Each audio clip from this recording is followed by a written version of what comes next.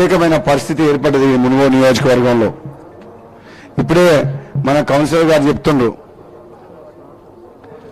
CC రోడ్లు లేవు, డ్రైనేజీలు లేవని. ఒక విధంగా చెప్పాలంటే బాధాకరం. 8.5 ఏళ్ళు అయింది మన తెలంగాణ రాష్ట్రం వచ్చిన తర్వాత. మిగులు బడ్జెట్ ధనిక రాష్ట్రం అని చెప్పిన ముఖ్యమంత్రి గారు.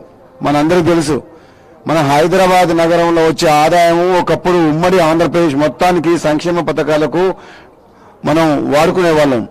మరి అటువంటి హైదరాబాద్ నగరంలో వచ్చిన ఆదాయం ఎక్కడ పోతుంది? తెలంగాణ రాష్ట్రం చాలా చిన్నది, మన నగరం హైదరాబాద్ చాలా పెద్దది. తెలంగాణలో సగం హైదరాబాదే ఉంటుంది. మరి ఎంతో ఆదాయం వస్తుంది, ఐటీ కానీ ట్యాక్సెస్ కానీ అన్ని రకాలుగా. మరి మిగులు బడ్జెట్ ఎక్కడ పోయింది? ధనిక రాష్ట్రం ఎక్కడ పోయింది? మరి పేదోళ్ళని ఆదుకోవాల్సిన అవసరం ఉంది.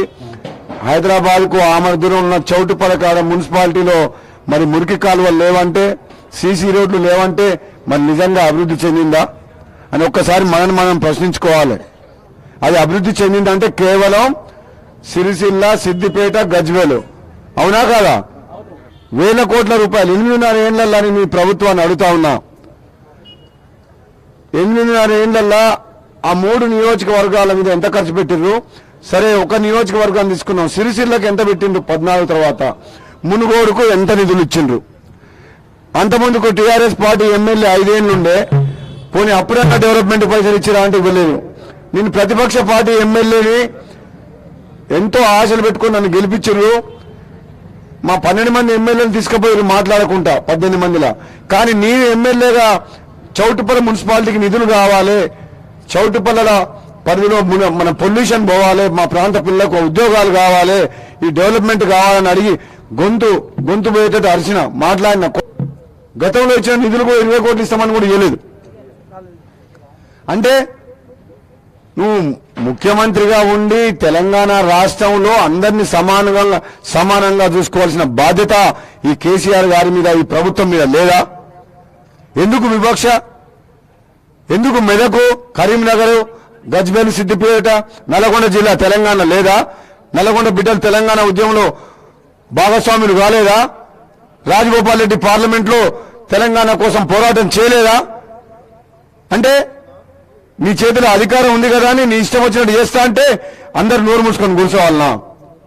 అందుకే సోదరులారా, 3.5 ఏళ్లు మీ సమస్యల మీద, మునుగోడు నియోజకవర్గం మీద సమస్యల మీద, చౌటుపల్లి సమస్యల మీద అవకాశం వచ్చినప్పుడల్లా ప్రతి సమస్యని అసెంబ్లీ సాక్షిగా మాట్లాడినా.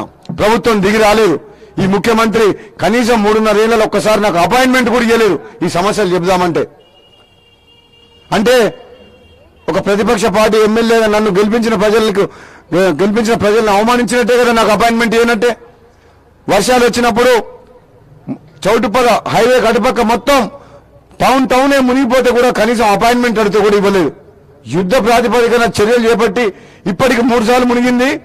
కనీసం ఆ డైవర్ట్ చేసి, నాలా అంతా డైవర్ట్ చేసి అండర్ గ్రౌండ్ డ్రైనేజ్ సిస్టమ్ పెట్టి ఆ సర్వీస్ రోడ్ తోవేసి రాగానే లక్కారం తిరిగిన నీళ్లు పంపించుంటే టౌన్ ముంపుకు గురి కాకపోయేది కదా. ఎవరున్నారు పట్టించుకునేటోళ్ళు? ఈ జిల్లా మంత్రి ఏం చేస్తాడో ఆయనకే అర్థం కాదు. కళ్యాణ లక్ష్మి చెక్కులు పంచుకుంటూ తిరుగుతుండు సిగ్గు లేకుండా.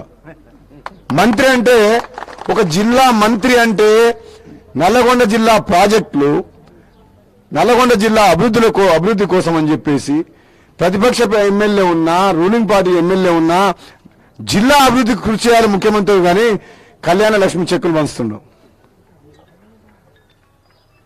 నేను చెప్తున్న సోదరులారా,